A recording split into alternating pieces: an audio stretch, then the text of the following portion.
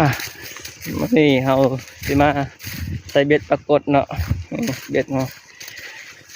ใส่เบ็ดปรากฏข้างทำอิฐของปีนี้เลย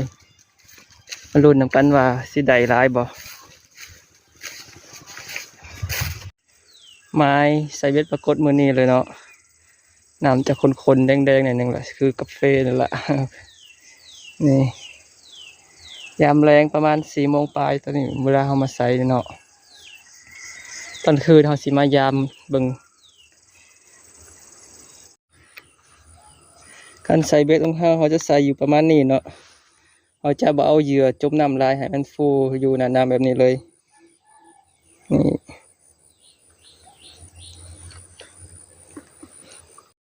เราจะใส่ประมาณนี้เนาะการใส่เบ็ดเราจะบ่ใส่บ่อน้ำเสียวบันไดใส่แบบนี้เลย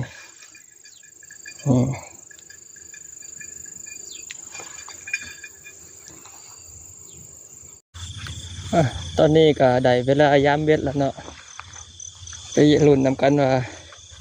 สิมานอยู่บ่มื้อนี้ตอนนี้กำลังย่างไปหาเบ็ดเนาะโอ้โห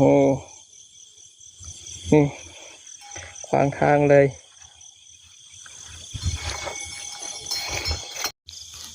นี่ทุกคนระหว่างทางตัวใหญ่ๆเลยเครียดเนาะเดี๋ยวนี้ก็ติดเราโต้งเนาะเดี๋ยวนี้ลุ้นนำกันว่าสิตัวใหญ่อยู่บ่นี่โอ้เห็นตัวละนี่ตัวน้อยเนาะบ่ใหญ่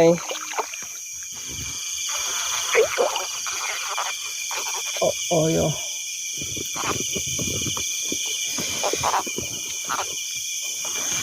เดี๋ยวละตัวละ1 แต้มแล้วเนาะ1 แต้มคืนนี้โอ้ทุกคนแล้วนี่รุดแล้วนี่ทำไมทุกคน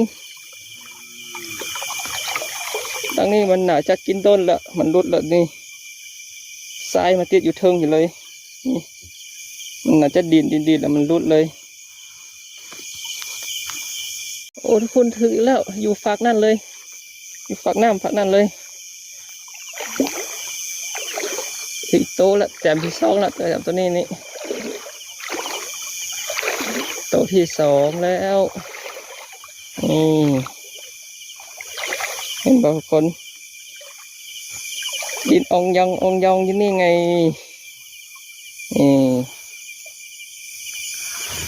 โย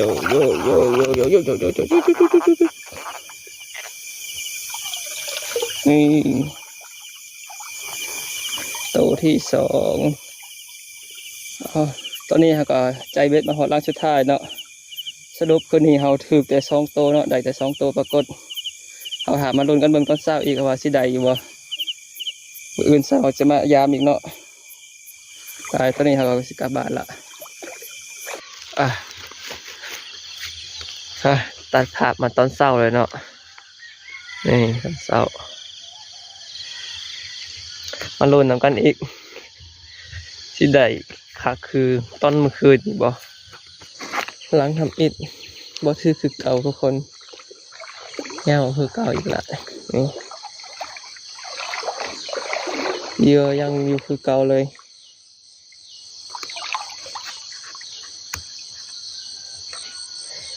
แสดงว่าบ่ถือตัวที่1แต้มที่1ของปลาเศร้าอีกนี่เดี๋ยวอยู่ฝากกันเลยโอเคหลุดน้ำกันเนาะตัวน้อยเนาะไซส์น้อยโอ้ย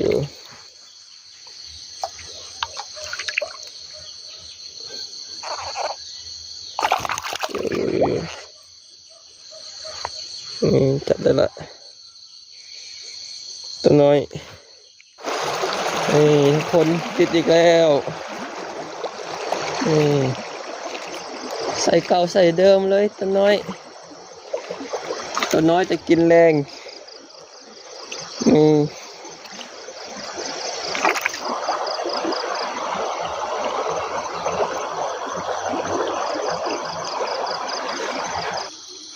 ทุกคนซื้ออีกโต้งละโต้ที่สร้างของเสานี้เนาะนี่ตัวจิ๋วๆนี่เลย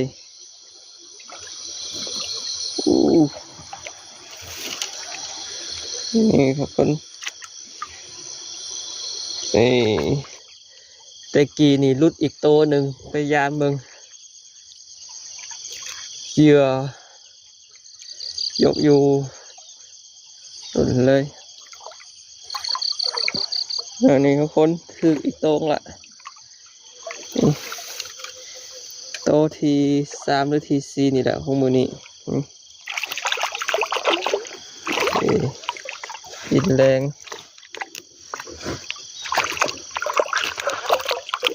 โย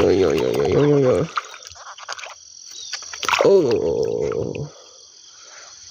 จับได้ละตัวน้อยไซส์เล็กนี่เดี๋ยวนี้อยู่บอลลูมมันถืออีกโตละเดี๋ยวเราไปย่างกันโอเค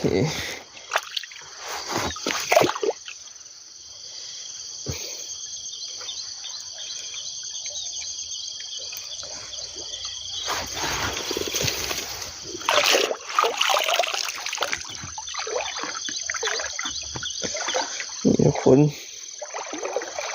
เห็นบ่หัวขาวๆอยู่นานน้ำ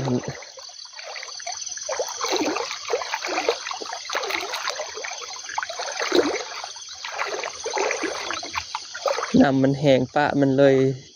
ยกอยู่ทึ่งเลยเห็นแต่หัวออกมาเลยนี่สงสัยคือสิถึกดนละทุกคน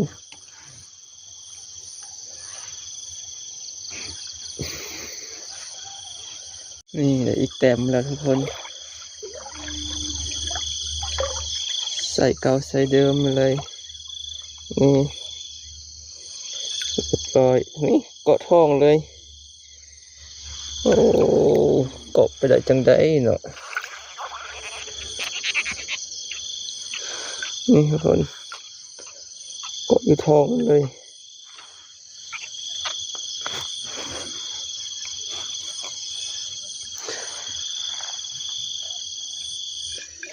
นี่ปิดฉากหลังสุดท้ายเลยเนาะหลังสุดท้ายบนเรือเลยติดละ1 โตตะกี้ย่ามลงมาเบ็ดหายลังหนึ่งโอ้โหปลาดึงไปบ่อเรือคนเอาไปเบ็ดหายไปเลยนี่หลังสุดท้ายอยู่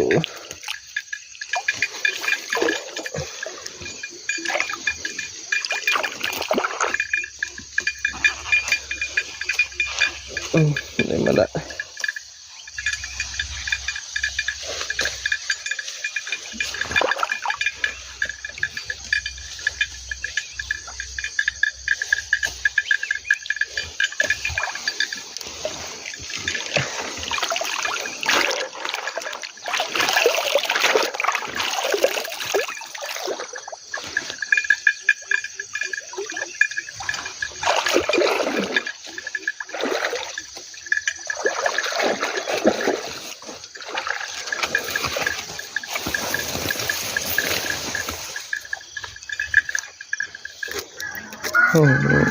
ผลงานของตอนเสาร์นี่เนาะได้ทั้งหมด9 โตเนาะปรากฏนี่ปลาขาวมันเป็นปลาถึกมองเลยเนาะ